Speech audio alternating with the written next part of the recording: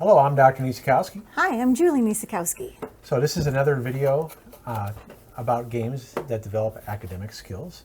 And this one is ideal to develop math skills. Now I'm going to introduce some variants that can up the math connections a little bit more beyond just counting the fish that you're trying to catch. And that's how basic the game is. You're just trying to catch fish. That's it. Using your fishing poles. rod. So it's a dexterity game. Just like the other video we did on Don't Rock the Boat. And if you saw that, you know that I don't do well with dexterity games. No, you do not. So we might have to introduce a variant here for a catch-up mechanic for you. But it does represent a child that might not do well at these games. Yeah, because this is like for 4 and up. So my dexterity is probably like a 4-year-old sometimes. All right, so it does require to use a battery. Now, it should be a C battery. Oh. But I learned this trick long ago with my first Star Wars toys in the 70s. Yes. That you can use AA batteries instead. Really? Oh yeah, that's one way to get around it when you didn't have C batteries. So that's a little Why didn't trick. they just go ahead and just say you needed a AA battery? Well, maybe it's not going to be as powered as high. I Maybe see. the C battery, it will go faster. we don't need to go any know faster. because we don't have a C battery. We have C batteries. No, we don't. Oh, we don't? Oh. No, we have D batteries. Oh. We have D batteries for the Nerf guns. Ah. All right, so the object of the game is to collect the most fish. Now, what's the math connection? Whoever gets the most fish. So you'll see as it goes around, you're going to, uh-oh. Are we out of battery here? And people are going, this is why you use C batteries. Probably. It worked last night. Yeah, maybe we ran out of power. Because we did it so many times. Okay. I didn't know it needed a different kind of battery than what it has in there. Probably got jumbled around. There It goes. All right, so you saw that my trick has its problems. Now, I don't know if a C battery would make it go quicker or not, but that's what we have. So what you're going to do, you're going to take your fishing rod here, okay, and you're going to try to grab the fish when the mouth is open, and I'm not doing so well. And you don't have to use 2 hands like Julie. Why don't you put it off into the camera here? There you go, so you can see how much you've gotten. And this can play up to 4 players. And you could tie this into a thematic unit about fish.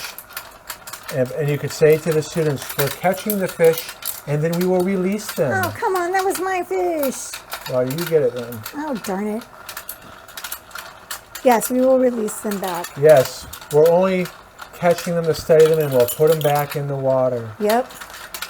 That's my George Carlin voice, by the way. Is that what that was? Yeah. Oh, okay. Oh, come on now. Come on, fish. Oh, darn it. Get your pull away from me. Okay. There's still one more. No, it's mine. It's mine. Oh, sorry. I took it away from you. So That's now all we're going to count. That's all right. I have 3, 6, 9, 12, 13. I have 8. All right, so I won that round. The one Wait, with the 1, most 2, fish. 3, 4, 5, 6, 7, 8. Yeah, I have 8. And you don't play multiple rounds. Nope. Nope. That's it. So All I'm right, done with. so how could you up the math on this? How could you? You could say you have to collect sets of fish to get points. I like that. So you could come up, so that would teach them how to make different set. sets. Okay. You could say that red's worth 5, 4, 3, 2, 1, and then they have to do different combinations of adding up.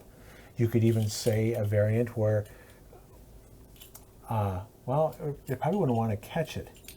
But let's say you roll a die or something like that, and at the end of the game, you find out that some fish are worth minus points. So let's say red fish are -2, so you can add in a subtraction. Or you could even say yellow fish are ×2. So it'd be 4 times this whole thing right here. So there's different ways to up the math if you're just creative with setting different values for the fish. Couldn't you even do like pairs or anything like that? Yeah, Or you could get do all one pairs. color, like get all the same color fish. Sure, you could even say that you could even do exponential. Its value times itself, so that'd be 16, 4, 9, 4, and 4. That's Don't worry about that. That's what you're not used to. But the nice thing about it, it's semi-concrete. Well, actually, it's concrete. That what you're touching here is one. Okay, because when you're working with worksheets, it could be if you have models in the worksheet, it could be semi-concrete. If it's just numerals, it's abstract. I see. Now, if you do assign values to this, then it becomes semi-concrete. But it's very, like I said, you could tie it into a science unit and as math as well. So even though you saw us messing with, I'm blocking my head. Okay, even though you saw my trick here to use a AA battery, I should have tested it beforehand. You can tell this is live. That's what's great about it. They saw right away. It wasn't filtered or anything.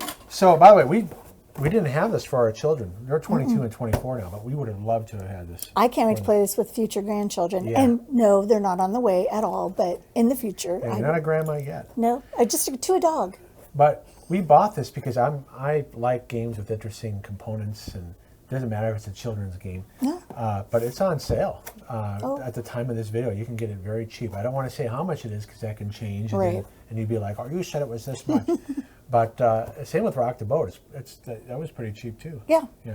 And what I like about this is that last night we were like, let's play a game, but we didn't want anything heavy at all. And we went into the kids section and he pulled these out. I'm like, oh my gosh, this is going to be great. And we had so much fun. Right. But it's definitely, you can use it in the classroom and if you're a homeschooler. And again, just for preschool kids, would be ideal. And you could probably get to, if you add the multiplication, get up to second grade, end of second grade, when you start introducing multiplication. Third graders, they would have fun playing it, don't get me wrong, but you'd have to up the multiplication on it to make it connect better. Sure. But They're a anyway. lot smarter then. So that's Let's Go Fishing. Thanks for watching. Hope you guys had fun. Please check out our other videos. Thanks. See All ya. right, bye-bye. Bye.